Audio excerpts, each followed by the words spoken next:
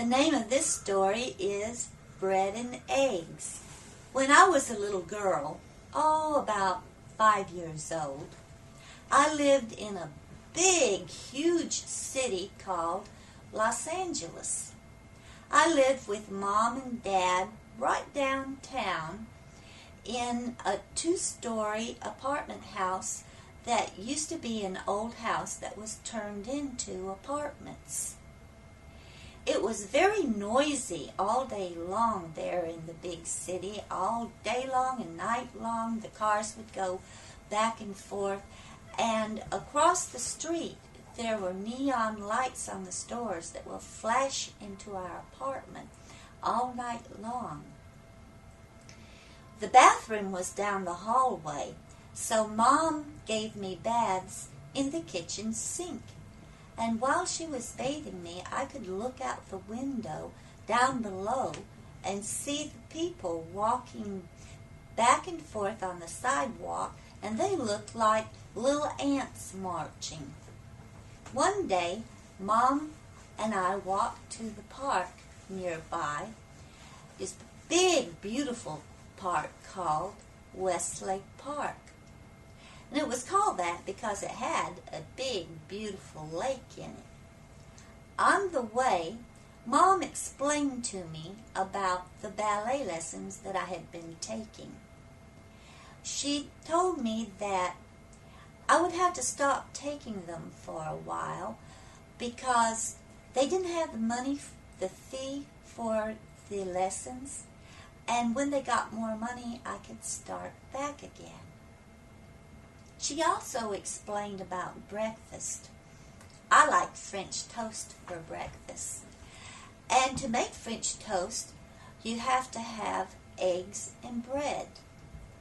We were out of eggs and bread, and she said it'll be Friday before we get any more, which is in 2 days, and until then, we'll have cereal for breakfast.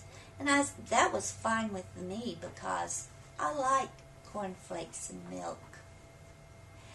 Mom had brought a book and a blanket, and when we got to the park, she spread the blanket down under a tree that was by a sidewalk and began reading her book.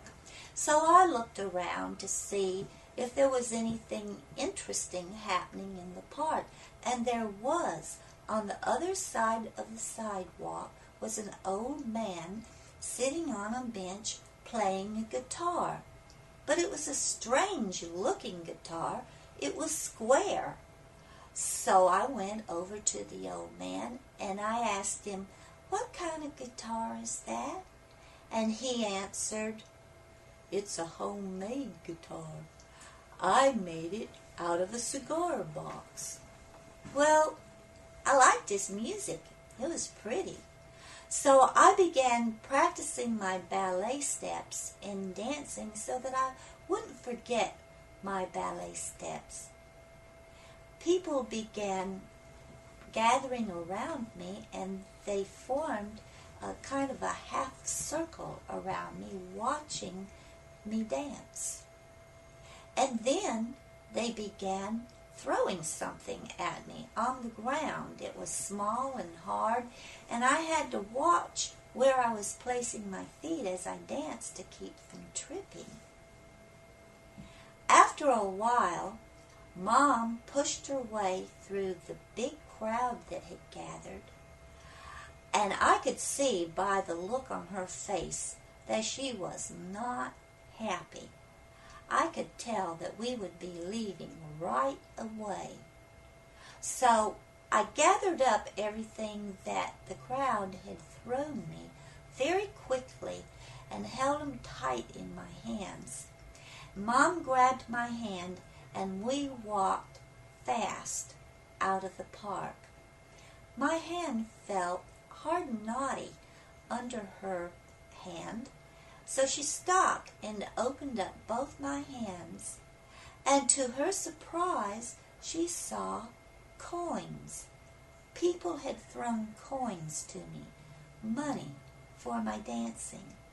So we stopped right there and counted the money, and on the way home, Mom bought a loaf of bread and a carton of eggs, and I had French toast for breakfast the next morning.